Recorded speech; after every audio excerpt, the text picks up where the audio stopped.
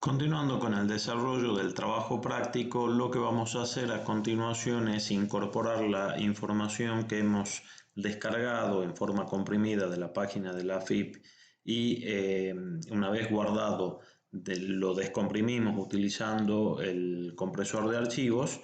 Lo que vamos a hacer es incorporar ese archivo de texto en una planilla de cálculo. Vamos a ver dos maneras. Una manera es ir a la cinta de opciones Archivo, Abrir, y le vamos a pedir a Excel que intente abrir el archivo de texto. Para eso voy a ir a la carpeta donde está el archivo de texto y por defecto observen que no les aparece el archivo de texto, y esto es porque Excel está preparado para abrir archivos de Excel o compatibles con Excel. Eso no implica que en la carpeta no estén los archivos, entonces tenemos que cambiar el indicador de filtros. Si ustedes observan, acá hay distintos tipos de archivos que Excel puede abrir directamente. Entre esos están los archivos de texto. Tienen dos alternativas: o ponen archivos de texto en donde va a aparecer el RG830, o marcan todos los archivos, que es la primera opción, que va a aparecer no solo el archivo de texto, sino también el archivo comprimido. Entonces vamos a intentar abrir el archivo RG830 desde Excel. ¿Qué es lo que va a hacer Excel? En primer lugar, va a determinar que no es un archivo de Excel. Detecta que es un archivo de texto y nos ofrece un asistente para importar texto que consta de 3 pasos. Lo primero que hay que indicarle a Excel es si el archivo es delimitado o de ancho fijo. Estas son las dos formas normales que se usan desde hace más de 50 años para compartir archivos de texto. O están delimitados por algún carácter especial, como en este caso, o se define un ancho fijo de caracteres. Esto es, se tiene 10 caracteres, por ejemplo, para la fecha, u 8 caracteres para la fecha, 20 caracteres para el nombre, y así sucesivamente. Entonces uno sabe exactamente en qué posición empieza determinado tipo de dato. Es una forma también de compartir archivos de texto. Los delimitados son más fáciles de importar, que es el que vamos a utilizar ahora. ¿Qué vamos a hacer? En este primer paso nos aseguramos que esté delimitado, pasamos al paso siguiente. En el paso siguiente tenemos que indicarle a Excel cuál es el indicador o el separador que está usando en este caso el que generó el archivo de texto para compartirnos información. Si nosotros observamos, son puntos y comas. Por defecto el asistente siempre les va a plantear la tabulación. Esto, desmarcamos tabulación.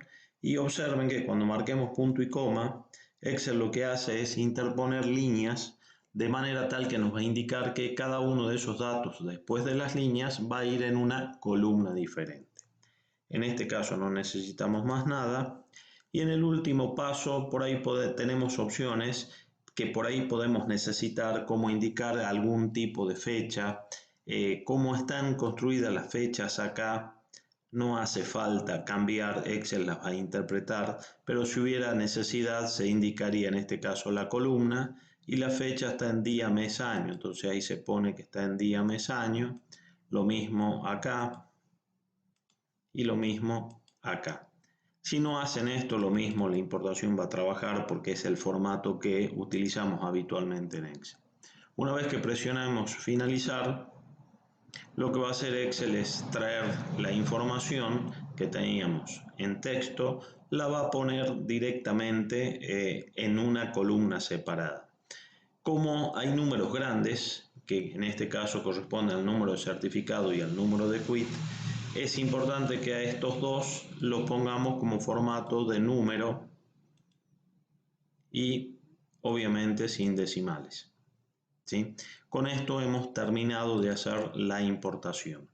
El siguiente paso es saber qué significa cada uno de estos. Normalmente las empresas que comparten, los organismos que comparten información a través de archivos de texto nos especifican el formato. En el caso de AFIP lo hace a través de resoluciones generales, Para evitar ir a ver cómo está compuesto el archivo, lo tenemos en el enunciado del práctico. De esta manera vamos a insertar una fila y vamos a copiar desde el enunciado del práctico los encabezados. Para el primero son estos, lo voy a copiar, voy a ir a Excel y lo voy a pegar.